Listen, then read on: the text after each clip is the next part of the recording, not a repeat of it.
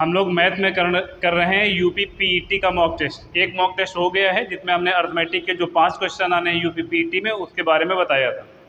उसी में दूसरा मॉक टेस्ट है आज आपके सामने, जिसमें हम आपको इंपॉर्टेंट 15 क्वेश्चन बताएंगे जो यूपी पीईटी के प्रैक्टिस सेट के हैं। प्रारंभ करते हैं, एक एक करके हम 15 क्वेश्चन देखेंगे क्रम से।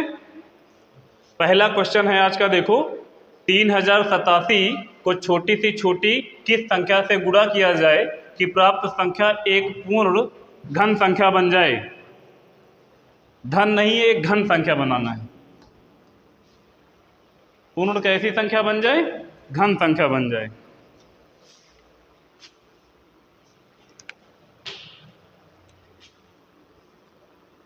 पूर्ण घन संख्या बन जाए।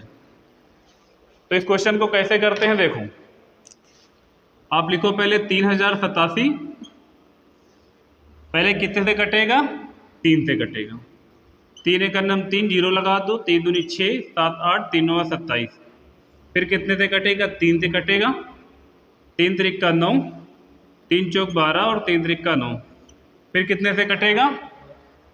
3 3 6, 7 8 9 1 10। 3 से नहीं कटेगा, अब 7 से काटो।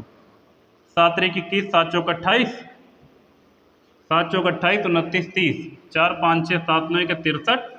7 से एक बार और काट दो, 7 7 49, फिर एक बार 7 से काट दो, 7 इकन्नम 7। जब भी घन बनाना होता है तब 3 3 के पेयर ढूंढते हैं, जब वर्ग बनाना होता है तो 2 2 के पेयर ढूंढते हैं। तो देखो 7 तो 3 हो गए, तो ये 7 ये 7 7 मिलके 7 7 का एक 3 का पेयर बन जाएगा, ये तो पूर्ण घन बना देगा। ये 2 3 है, इसमें एक 3 कम है, क्योंकि घन बनाने के लिए कोई भी अक्षर 3 बार आपस में गुणा होती है तो घन बनती है, और 2 बार गुणा होती है तो स्क्वायर बनती है। तो इसका मतलब एक 3 अगर हम लोग और ले आए अपने पास से, उसमें गुणा कर दें, तो यदि आप 3087 में 3 का गुणा करेंगे तो जो भी संख्या आपको प्राप्त होगी वो एक पूर्ण घन संख्या प्राप्त होगी। तो किस छोटी से छोटी संख्या से गुणा किया जाएगा? 3 से किया जाएगा। सही है। अगला प्रश्न देखेंगे।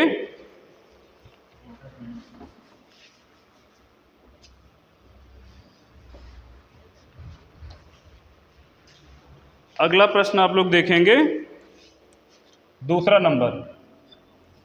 नंबर प्रश्न लिखा है, एक संख्या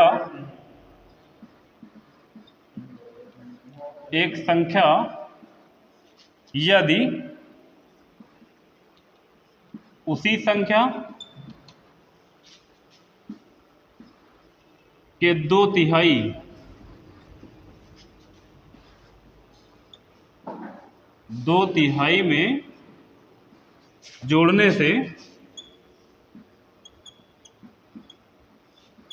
में जोड़ने से पैंतीस प्राप्त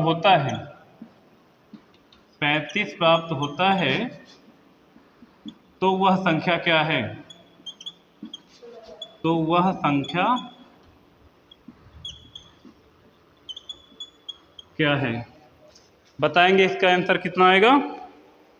लिखा हुआ है, एक संख्या यदि उसी संख्या के 2/3 में जोड़ने से 35 प्राप्त होता है, तो वह संख्या क्या है? पहले तो आपको पता होनी चाहिए, एक कोई नंबर है, आप उस नंबर को चाहे जो मान लो, x मान लेते हैं, मान लो संख्या क्या मान लें? आप मान लो संख्या x। कह रहे हैं कि एक संख्या है x, उसी संख्या के 2/3, इस संख्या का 2/3 निकालो और इसी संख्या में जोड़ दो। एक संख्या और उसी संख्या का 2/3 उसमें जोड़ देते हैं तो क्या प्राप्त होता है आपको? 35 प्राप्त होता है। तो संख्या बतानी, इसका मतलब x की वैल्यू निकाल दो, संख्या आ जाएगी। इसको गुणा करोगे हो जाएगा 2x/3। अब इसको जोड़ोगे तो हो जाएगा, 3 का गुणा करोगे तो 3x और प्लस में 2x से हो जाएगा 5x/3 और बराबर में हो जाएगा 35। और 5 से काटोगे तो 5 से 35 हो जाएगा, तो x की वैल्यू कितना हो जाएगी? 7 3 21। इसका मतलब है वो संख्या क्या थी? वो संख्या 21 थी। सही है, बिल्कुल इजी प्रश्न है, क्योंकि यूपी पीईटी के सिलेबस के हिसाब से करवा रहे हैं तो बहुत टफ क्वेश्चन नहीं है। अब देखेंगे अगला 3 नंबर क्वेश्चन।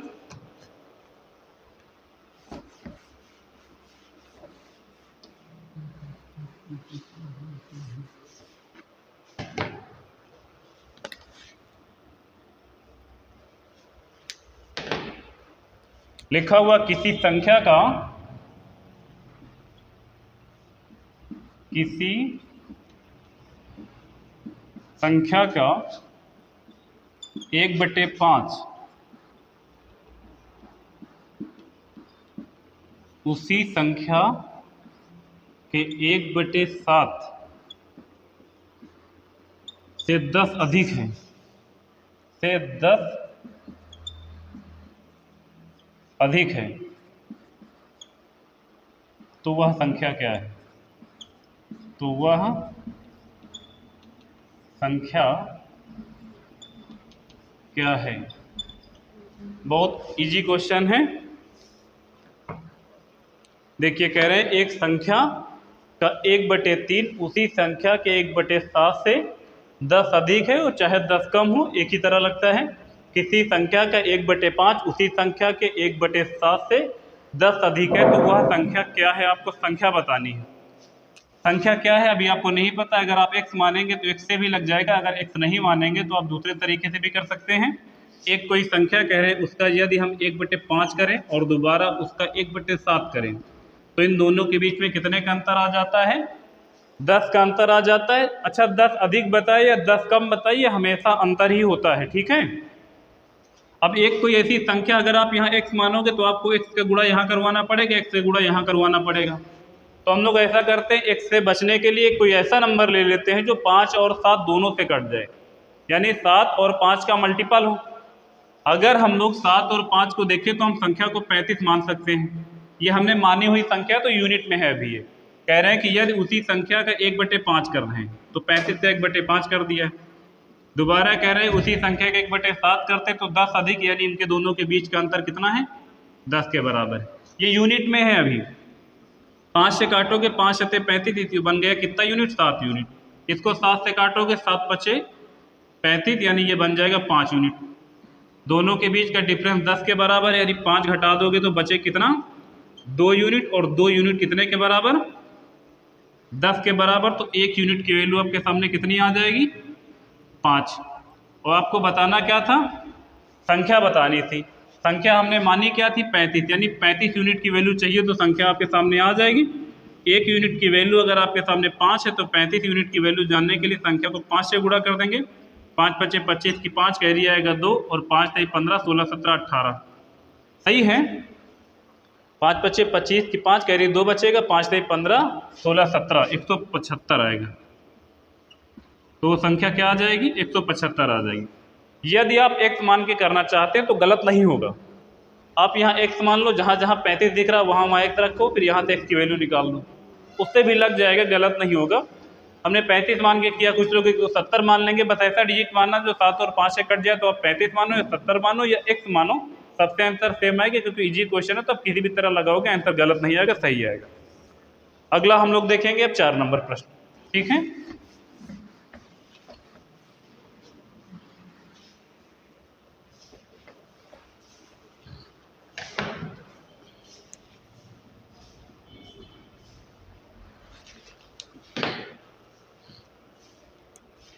चार नंबर प्रश्न है, देखो 3 से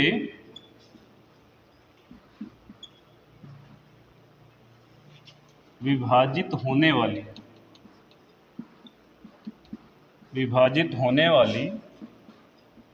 3 क्रमागत विषम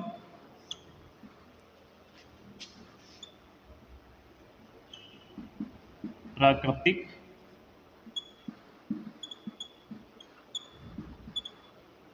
संख्याओं का योग 63 है। तो इनमें से सबसे बड़ी संख्या क्या है? सबसे बड़ी संख्या क्या है? देखेंगे ये वाला क्वेश्चन, इसका आंसर कितना आएगा बताइए। 3 से विभाजित होने वाली 3 क्रमागत विषम संख्या, इस चीज को ज्यादा ध्यान से देखोगे। 3 क्रमागत तो हैं, लेकिन कैसी हैं? 3 क्रमागत संख्याएं नहीं, 3 क्रमागत विषम संख्याएं हैं जो 3 से कट भी रही हैं। 3 से विभाजित होने वाली 3 क्रमागत विषम प्राकृतिक संख्याओं का योग 63 है, तो उनमें से सबसे बड़ी संख्या क्या है? यदि आप 63 को करते हैं 3 से भाग, 3 से भाग करोगे तो बीच का नंबर निकल के आएगा। इसका मतलब है बीच की संख्या आएगी, तो ये 3 संख्याएं थी, तो तीनों संख्याएं हमने ऐसे बना दी। इसको भाग करो, कितना आ जाएगा? 21 आ जाएगा। 21 तो ये बीच की वैल्यू आ गई। इससे पहली वाली एक संख्या जो होगी, जो सबसे छोटी संख्या होगी, और ये सबसे बड़ी, इसका मतलब आपको ये नंबर बताना यहाँ पर क्या आएगा। और ये कैसी संख्या है? तीनों 3 से डिविजिबल हैं, तो 21 से पहले कौन सा नंबर होगा जो 3 से कटेगा? तो आप कहेंगे कि 18 है। 18 से अगला क्या है? सॉरी 21 से अगला क्या है? 24 है। लेकिन एक शर्त देखो, क्या ये शर्त पूरा हो रही है आपके हिसाब से? अगर 24 आंसर आ रहा हो तो देखिए 3 क्रमागत विषम संख्याएं और 24 सम संख्या, क्योंकि ये 2 से कट जाएगी, और 18 भी कैसी संख्या है? सम संख्या है, जो कि 2 से कट जाएगी। और एक शर्त ये वाली भी नहीं पूरा हो पाएगी, क्योंकि तीनों संख्याओं का योग 63 है और इनका जोड़ने पर योग 63 नहीं बन रहा है। तो आप यहाँ पे 18 नहीं लिख सकते हैं, क्योंकि 18 कैसी संख्या? सम संख्या। तो 18 यहाँ पर नहीं लिख सकते हो, 24 यहाँ पर नहीं लिख सकते हो। तो 18 से पहले कौन सी संख्या होगी जो 3 से कट रही होगी? 15 होगी। देखो 15 भी 3 से कट जाएगी और विषम भी है। 15 के आगे ऐसा कौन नंबर है जो विषम भी हो और 3 से कट भी रहा हो? तो 21 है। 21 से अगला कौन सा ऐसा विषम नंबर है जो 3 से कट भी रहा हो और विषम संख्या भी हो? तो हम लोगों ने जोड़ा था 24 आया, तो 24 में और 3 जोड़ दो, 24, 25, 26, 27। इसका मतलब है 27 सबसे बड़ी संख्या होगी। यही हमारा आंसर होगा इस प्रश्न का। और तीनों संख्याओं का योग 63 बनना चाहिए। आप 27, 21 और 15 को जोड़कर योग 63 भी बना देंगे, और 3 से विभाजित होने वाली 3 क्रमागत विषम संख्याओं का योग 63 बन जाएगा। उसमें से सबसे बड़ा नंबर पूछेगा तो 27 टिक करना, 24 करोगे गलत हो जाएगा। सबसे छोटा नंबर पूछेगा 18 करोगे तो गलत हो जाएगा, सबसे छोटा 15 आएगा। सही है, ये क्वेश्चन थोड़ा सही है, क्योंकि ज़्यादातर लोग ऑफलाइन वाली क्लास में इसका आंसर 24 बता रहे थे। सही है, अगला देखेंगे अब।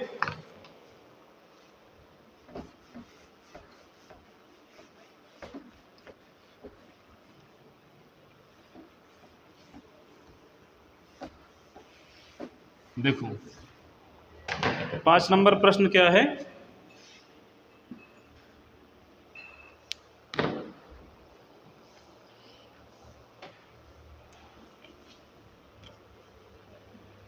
लिखा हुआ है, जब पंखों की कीमत में 20% की वृद्धि, अच्छा 20% की कमी, 20% की कमी की गई। जब पंखों की कीमत में 20% की कमी की गई तो पंखों की बिक्री 40% बढ़ गई। 40% बढ़ गई तो कुल बिक्री पर क्या प्रभाव पड़ा? कुल बिक्री पर क्या प्रभाव पड़ा?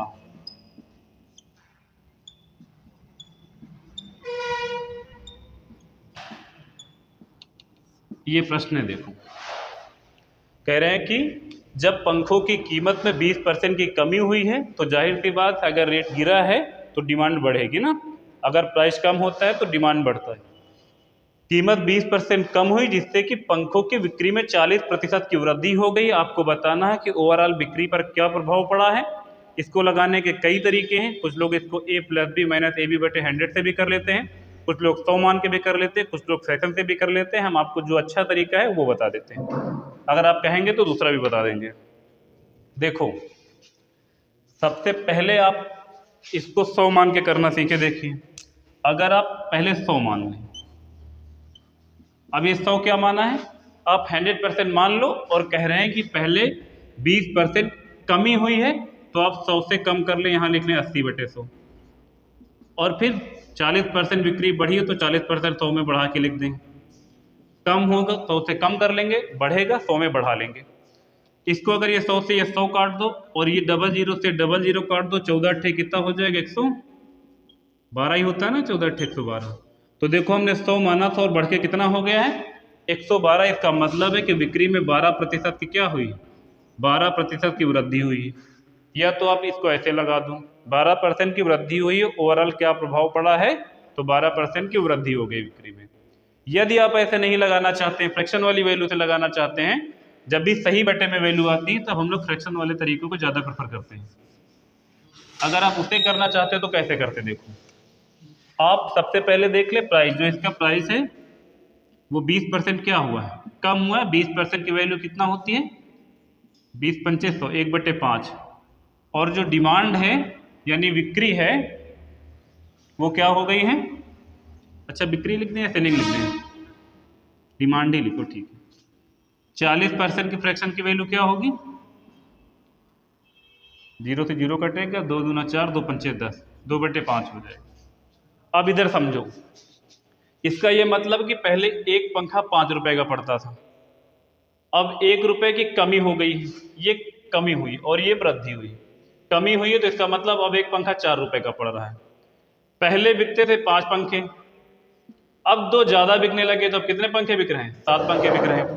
पहले 5 रुपए का एक पंखा था और 5 पंखे बिकते थे, इसका मतलब है कि हमारे पास 25 रुपए कलेक्ट होता था।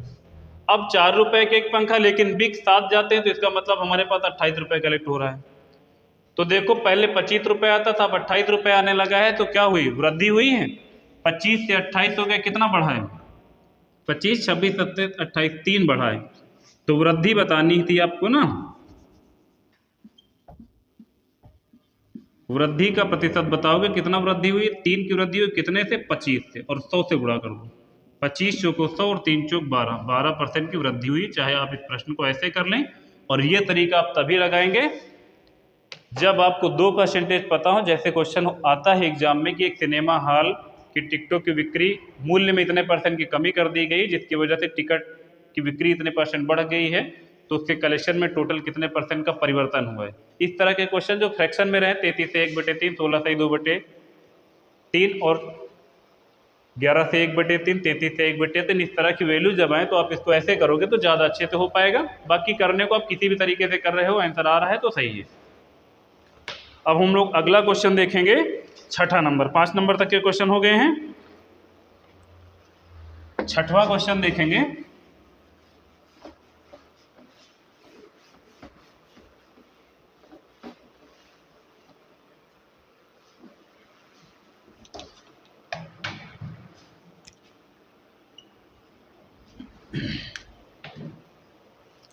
देखिए 6ठवां क्वेश्चन लिखा हुआ है, किसी परीक्षा में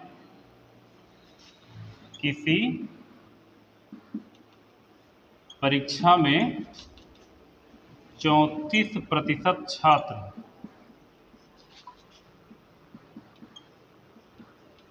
गणित में फेल हुए और 42%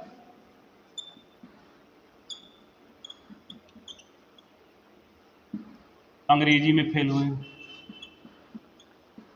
अंग्रेजी में फेल हुए। यदि 20% छात्र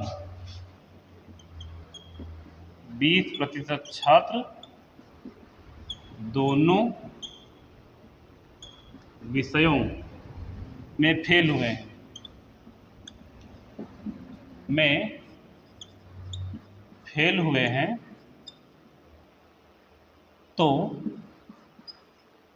विषयों में फेल हुए हैं तो दोनों विषयों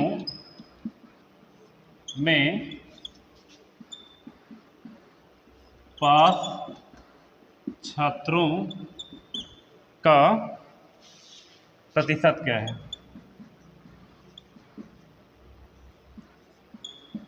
प्रतिशत क्या है, देखिएगा क्या लिखा हुआ है।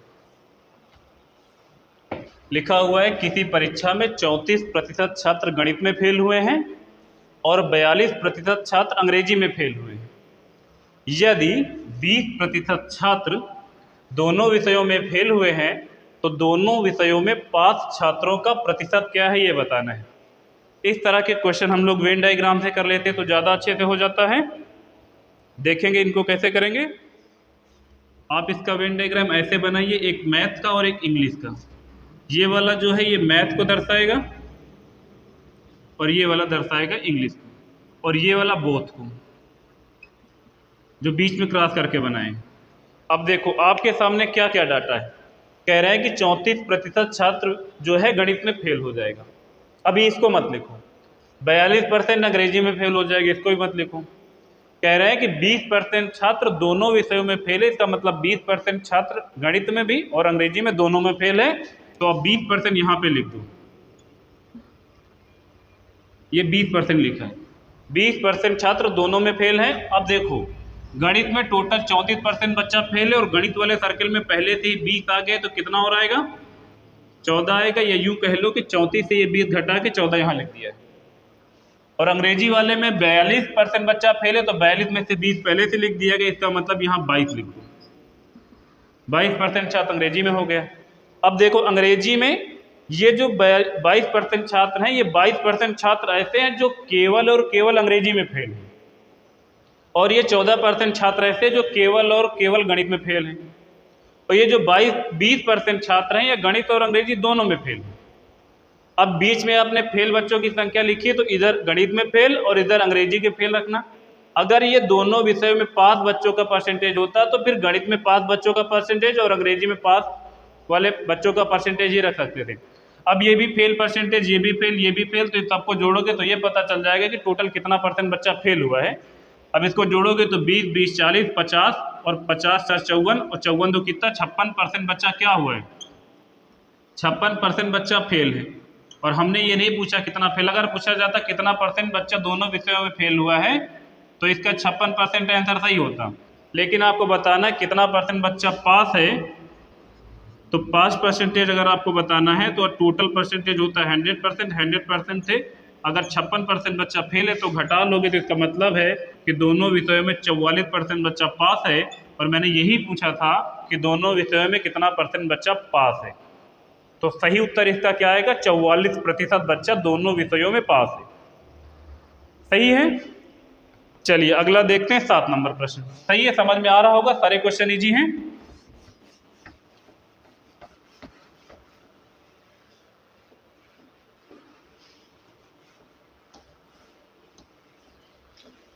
चलिए 7 नंबर प्रश्न देखेंगे।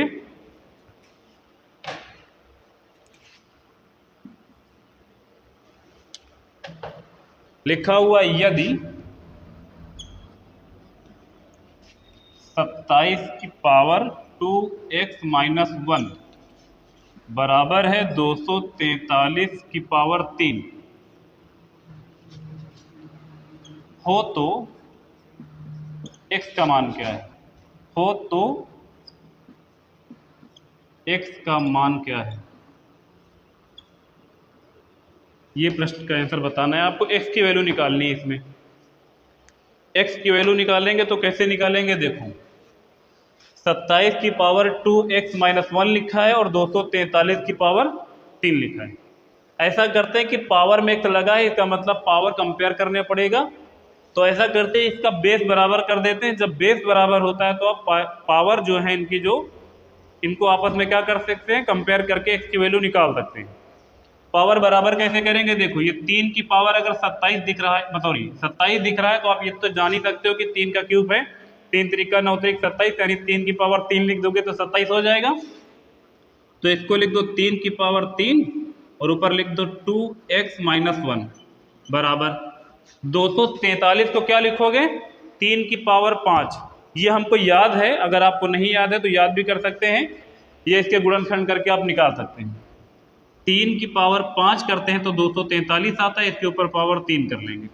पावर के ऊपर पावर होने पर आपस में गुणा हो जाता है, तो 3 का गुणा करेंगे तो क्या हो जाएगा, देखो ये हो जाएगा 3 की पावर 3 दूनी 6, एक तो माइनस कितना 3 और बराबर में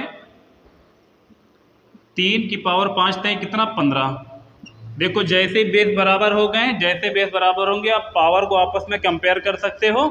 तो आप नीचे क्या लिख लें, 6x - 3 बराबर में 15 और ये 3 इधर माइनस में इधर करोगे तो हो जाएगा 18। तो तुम्हारे सामने क्या आएगा जानते हो, 6x बराबर में आ जाएगा 18। ये 3 जो इधर माइनस में था ना, इसको प्लस में कर दिया। अब 6 से काट दोगे कितना, 6 3 18, यानी x की वैल्यू आपके सामने कितनी आ जाएगी, 3। और मैंने प्रश्न में यही पूछा था कि x की वैल्यू बताओ, तो x की वैल्यू कितनी आएगी, 3 आएगी। आसान प्रश्न है। चलिए अगला देखेंगे 8 नंबर प्रश्न। सही है। अगर आप लोगों को समझ में आ रहा है तो वीडियो को लाइक करना ना भूलें और अपने दोस्तों को भी भेजते रहें और सब्सक्राइब करना बिल्कुल नहीं भूलेंगे। ठीक है। 8 नंबर प्रश्न देखेंगे।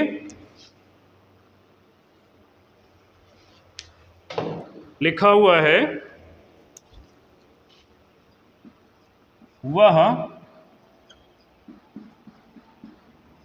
छोटी से छोटी, वह छोटी सी छोटी संख्या जिसे 10 के वर्ग तथा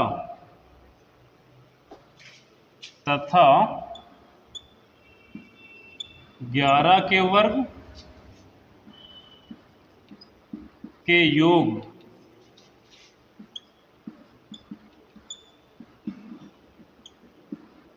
में जोड़ने पर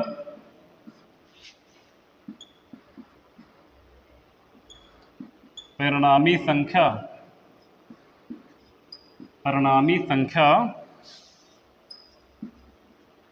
पूर्ण वर्ग हो जाए। एक ऐसा छोटा से छोटा नंबर बताना है आपको जो 10 के वर्ग तथा 11 के वर्ग में 10 के वर्ग तथा 11 के वर्ग के योग में जोड़ दिया जाए तो वह एक पूर्ण वर्ग संख्या बन जाए। क्या कह रहा है क्वेश्चन, देखो कह रहा है कि एक ऐसा नंबर आपको जोड़ना है, और जोड़ना का है मैं 10 के वर्ग और 11 के वर्ग के योग में। इससे जो योग प्राप्त होगा तो क्या प्राप्त होगा, 10 का वर्ग हो जाएगा 100 और 11 का वर्ग हो जाएगा 121। दोनों को जोड़ोगे कितना आ जाएगा, 221। इस 221 में एक ऐसा छोटा से छोटा नंबर जोड़ दो जिससे कि पूर्ण वर्ग संख्या आपको प्राप्त हो। 221 बिल्कुल छोटा नंबर है। आपको इतना तो पता ही है कि 221 के बाद ऐसा कौन सा नंबर है जो किसी न किसी संख्या का पूर्ण वर्ग होता है, तो 15 का वर्ग 225 होता है जो 121 से जस्ट आगे वाला है। तो अगला जो है 225 नंबर है और ये 15 का वर्ग है। 15 का वर्ग करेंगे तो आपको मिल जाएगा 225, और 121 में कितना जोड़ दें, क्योंकि 121 से जस्ट आगे 225 ही एक ऐसा नंबर है जो पूर्ण वर्ग है। 221 के बाद तो बहुत नंबर है जो पूर्ण वर्ग बनेंगे, लेकिन जस्ट तुरंत आगे वाला, तो कितना और जोड़ना पड़ेगा, इसमें 4 और जोड़ना पड़ेगा। इसका मतलब है कि 10 और 11 के वर्ग के योग में यदि 4 जोड़ दिया जाए तो जो भी प्राप्त होगा वो किसी न किसी का परफेक्ट वर्ग संख्या होगा। सही है। अब हम लोग अगला क्वेश्चन देखेंगे 8 नंबर। कोई भी क्वेश्चन हम अपने आप से नहीं लिख रहे हैं, प्रैक्टिस सेट में जैसे लिखे थे हम ऐसे हूबहू उतार लिए।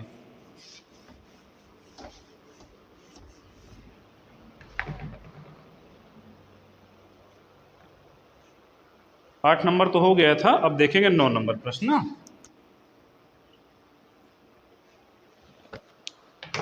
9 नंबर प्रश्न बहुत ही आसान है।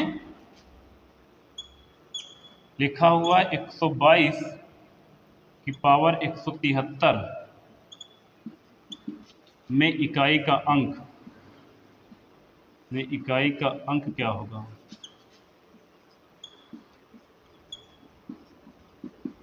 ठीक है। देखो इकाई के अंक के बारे में आपको एक बेसिक चीज बता रहे हैं, उसको समझ लेते हैं पहले। जैसे मान लो, एग्जांपल समझो फिर इस क्वेश्चन को करते हैं। यदि मान लो 105 की पावर 73, इसमें इकाई का अंक पूछेगा तो क्या आएगा, 5 आएगा। यदि आपके सामने 101 की पावर 85 लिखा है तो इसकी क्या आएगा, इकाई का अंक 1 आएगा। यदि आपके सामने 106 लिखा है उसकी पावर लिख दो आप 105, तो इसमें इकाई का अंक 6 आएगा। यदि आपके सामने लिखा 107 की पावर 93 तो इसमें इकाई का अंक 7 आएगा। ये हम कैसे लिख रहे हैं, आपको याद रखना है कि यदि किसी भी संख्या के इकाई के अंक पर, यदि किसी भी संख्या के इकाई के अंक पे 0, 1, 5, 6, 0, 1, 5, 6, यहाँ 7 नहीं होगा। यदि किसी भी संख्या के इकाई के अंक पे 0, 1, 5, 6 है तो उसके ऊपर पावर कुछ भी लगा दो, इसके इकाई का अंक नहीं बदलता है। जैसे 105 की पावर 73 लिखा है तो इसके ऊपर 73 लिखा हो, 75 लिखा हो, 173 लिखा हो, इसके इकाई का अंक हमेशा 5 ही आएगा। सेम कंडीशन 1 के साथ है, सेम कंडीशन 6 के साथ और सेम कंडीशन 0 के साथ है। तो आपको याद रखना, यदि किसी भी संख्या के इकाई के अंक पे यदि 0, 1, 5, 6 है तो पावर कुछ भी लगी हो, इकाई का अंक हमेशा वही होगा जो इकाई के अंक पर है। यदि इन 4 के अलावा कोई दूसरा नंबर है तो पावर को 4 से डिवाइड करना पड़ता है। और 4 को डिवाइड करने के बाद होगा क्या, अगर आप किसी संख्या को 4 से डिवाइड कर रहे हो तो क्या होगा, या तो 4 से पूर्णतः डिवाइड हो जाएगा, या तो रिमाइंडर 1 बच जाएगा, या तो 2 बच जाएगा, या तो 3 बच जाएगा, और 4 बचेगा नहीं, क्योंकि 4 अगर बचेगा तो एक बार और चला जाएगा 4 का टेबल। तो करना क्या होगा, यदि आप पावर को 4 से डिवाइड करते हो, रिमाइंडर बचता है 1, तो जो संख्या बेस में लिखी उसके इकाई के अंक पे जो होगा उसके ऊपर पावर 1 लगा देंगे, वही इकाई का अंक होगा। यदि रिमाइंडर 2 बचा है तो पावर 2 लगाएंगे, यदि रिमाइंडर 3 बचा है तो पावर 3 लगाएंगे। लेकिन यदि रिमाइंडर 0 आया है तो पावर आपको 0 ना लगा के 4 लगाना होता है।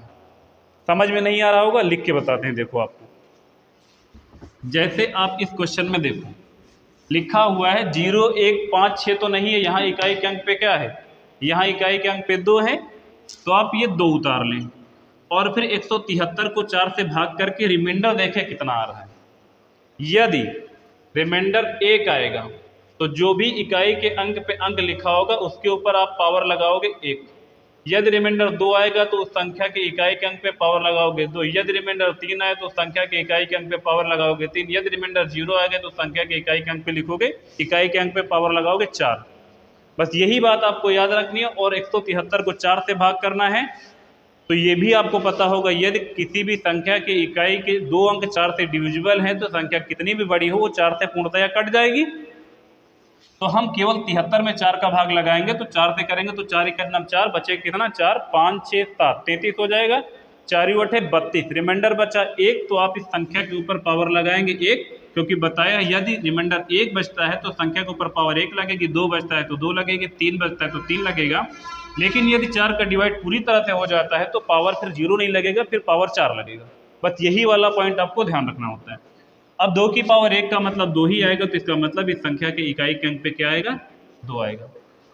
सही है, इस चीज़ को याद रखना। 0, 1, 5, 6 है तो पावर में कुछ भी लिखा हो, इकाई का अंक वही होगा जो इकाई के अंक पे लिखा हुआ है। यदि 0, 1, 5, 6 के अलावा कोई दूसरा अंक है तो पावर को 4 से डिवाइड करेंगे, रिमाइंडर 1 बचने पर इकाई के अंक पे पावर 1, 2 बचने पर 2, 3 बचने पर 3 और 0 बचने पर इकाई के अंक पे पावर 4 लगाते हैं, तो इकाई का अंक आपको पता चलेगा। अगला क्वेश्चन हम लोग देखेंगे 10 नंबर।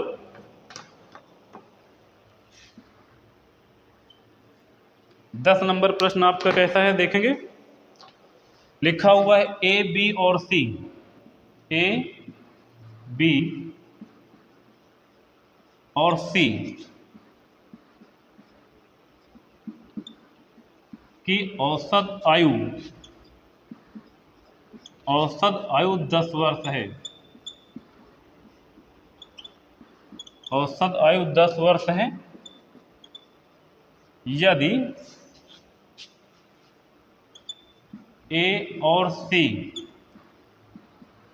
की औसत आयु 9 वर्ष है, 9 वर्ष है, तो बी की आयु कितने वर्ष है। बी की आयु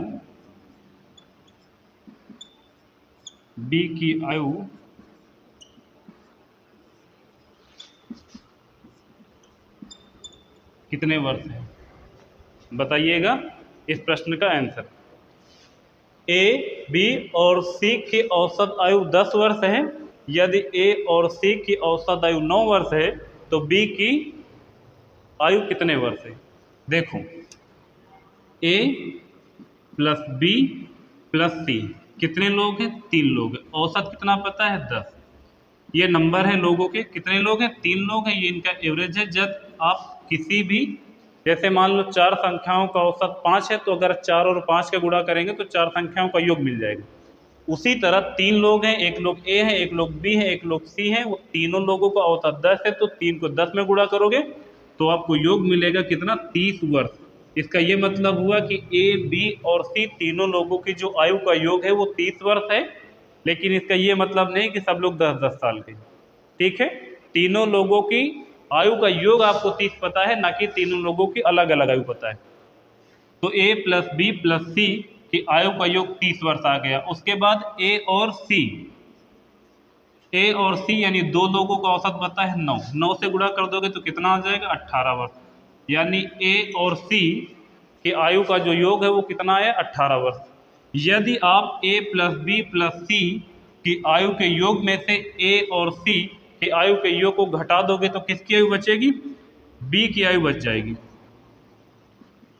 बी की आयु कितने वर्ष आएगी? घटा दो आप 18, सॉरी 30 से 18 घटाओ, कितना बचेगा? 18 19 20, बच जाएगा 12 वर्ष। इसका मतलब है कि बी कितने साल का है? तो बी है 12 साल का। समझ गए होंगे। यदि आप संख्या को एवरेज से गुणा करोगे तो योग पता चलेगा। ए बी सी 3 लोग थे, उनकी औसत आयु 10 वर्ष से गुणा किया तो तीनों लोगों की आयु का योग 30 वर्ष पता चल गया। ए और सी 2 लोग थे, उनकी औसत आयु 9 वर्ष से गुणा किया तो इनकी आयु का योग 18 वर्ष पता चल गया।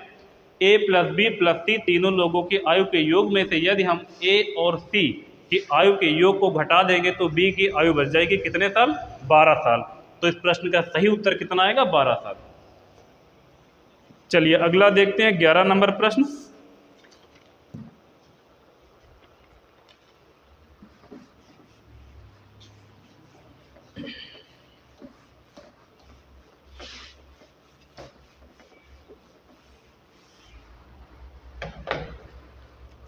देखेंगे 11 नंबर।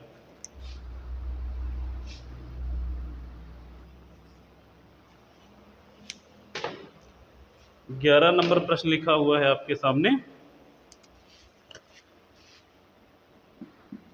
लिखा है दो प्रत्याशी,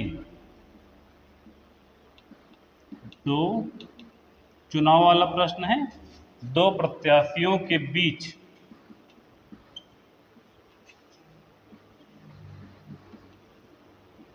चुनाव में वह प्रत्याशी जिसे कुल पढ़ने वाले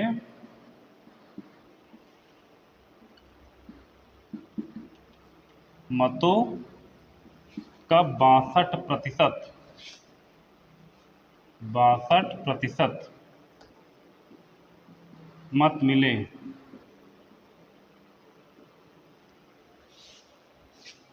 दो 288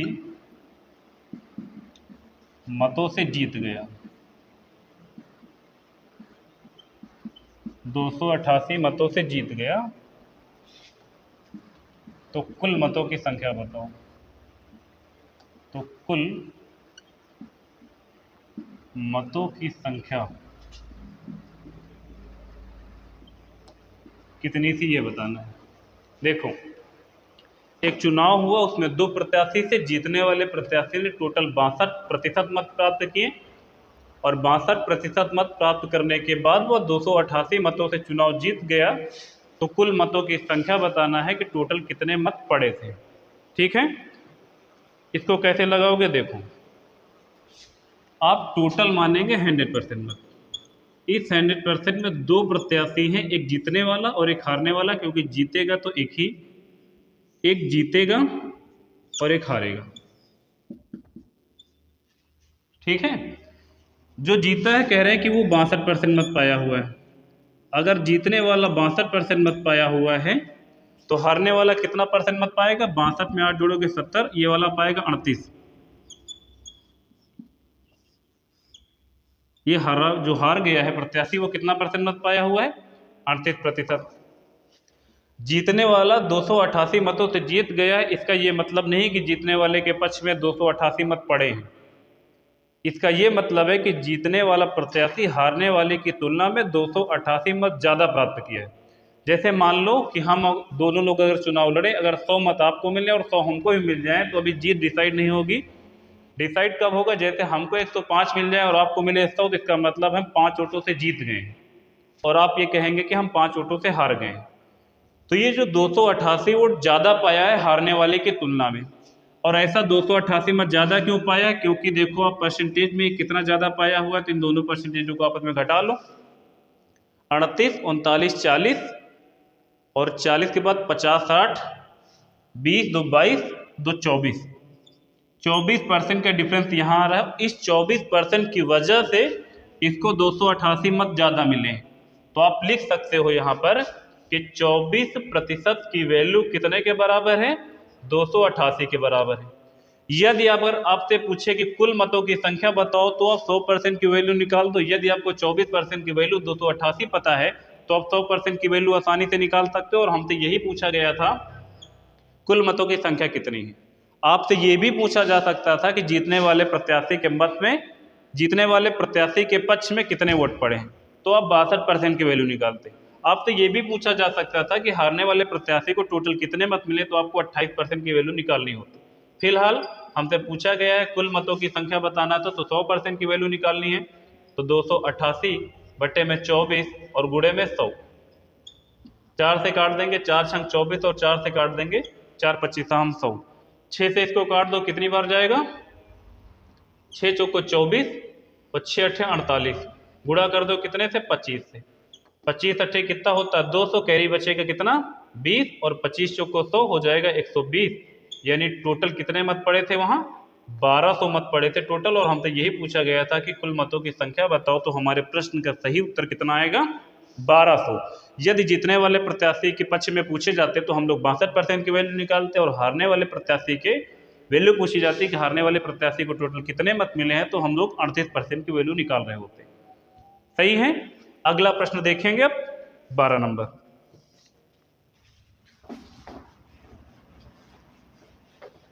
आप लोग ये भी बताइएगा कि समझ में आ रहा है कि नहीं आ रहा है, ठीक है, कमेंट के माध्यम से। देखेंगे 12 नंबर प्रश्न। 12 नंबर प्रश्न है आपके सामने। यदि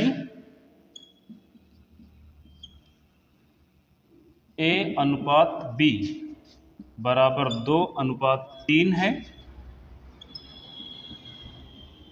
और B अनुपात C बराबर 3:7 है, तो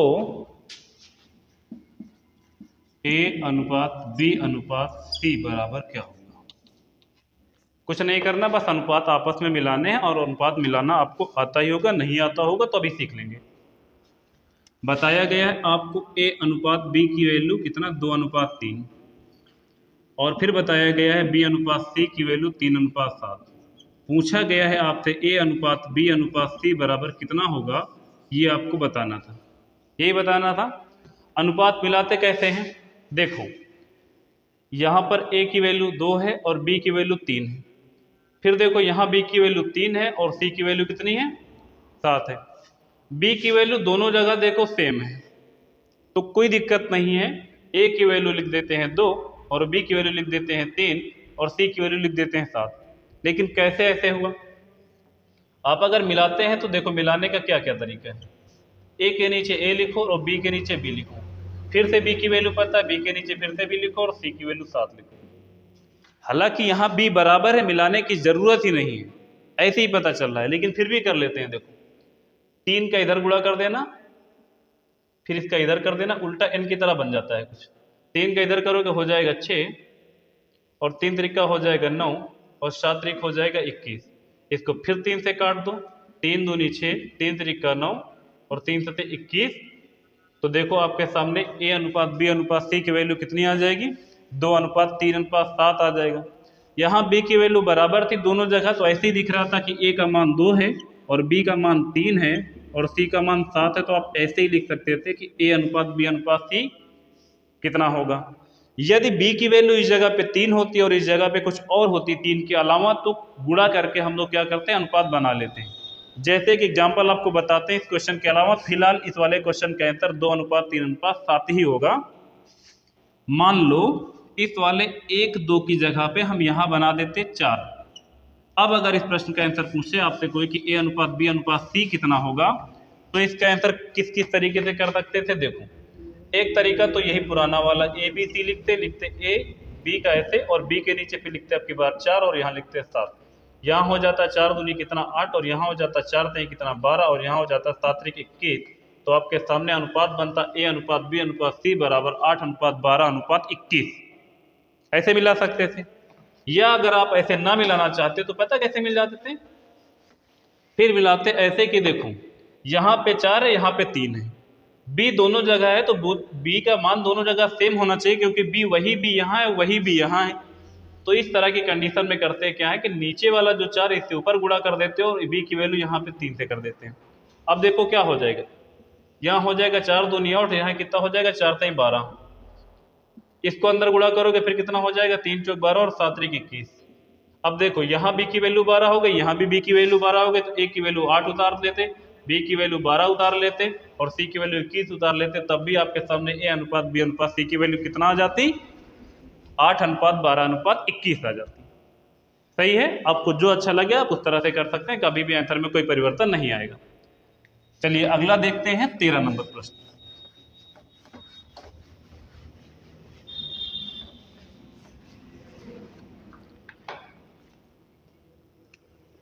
13 नंबर प्रश्न इसी तरह का है।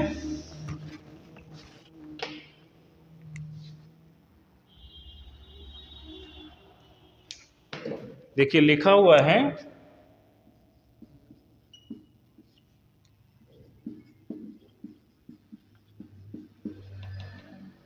तीन संख्याओं का योग 68 है। तीन संख्याओं का योग 68 है। यदि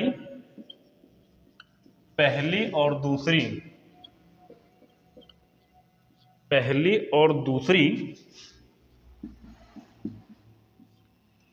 2:3 तथा दूसरी और तीसरी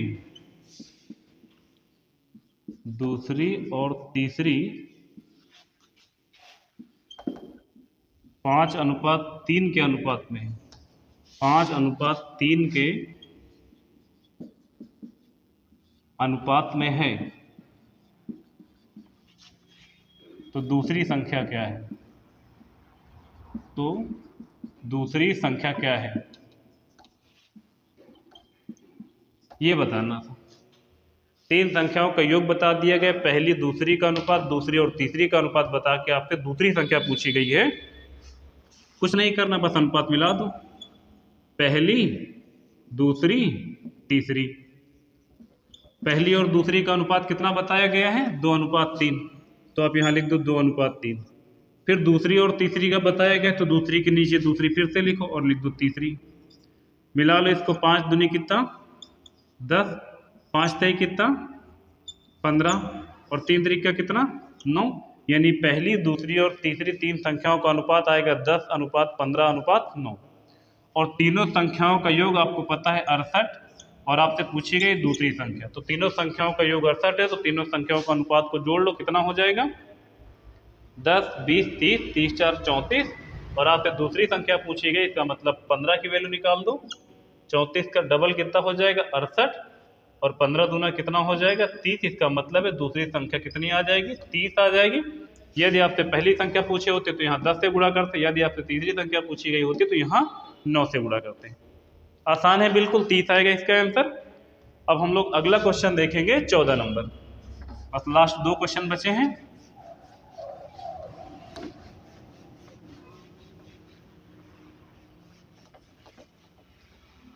देखेंगे 14 नंबर प्रश्न क्या है, ठीक है।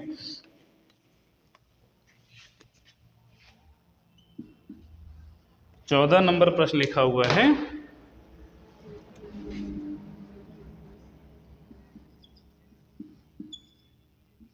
साधारण ब्याज की किस वार्षिक दर पर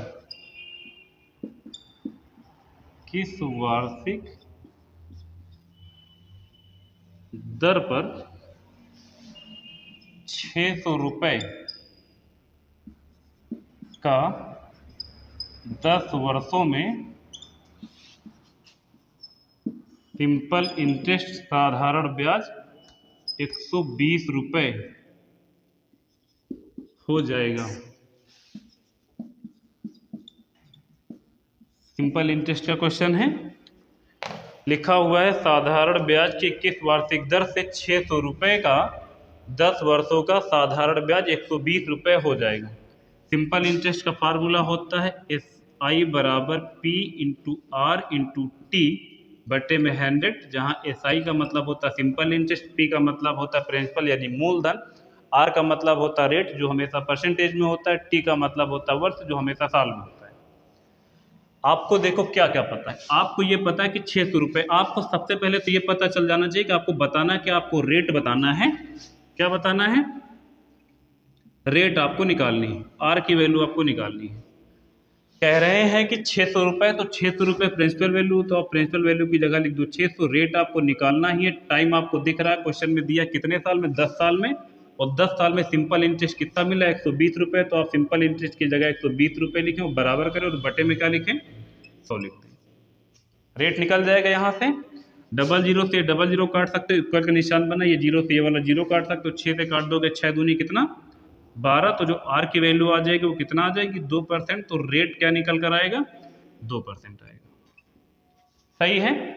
ऐसे ही सिंपल क्वेश्चन ही थे प्रैक्टिस सेट में, बाकी अच्छे क्वेश्चन भी हम आपको बताएंगे अगर प्रैक्टिस सेट में मिलेंगे। अगला और लास्ट प्रश्न है आज का 15 नंबर।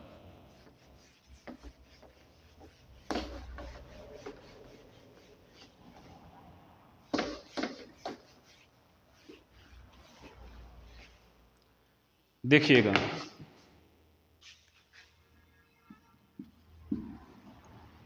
पंद्रह नंबर लिखा हुआ है,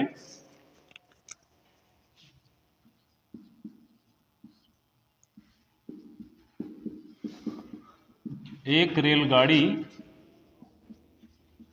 की स्पीड 72 किलोमीटर प्रति घंटे है।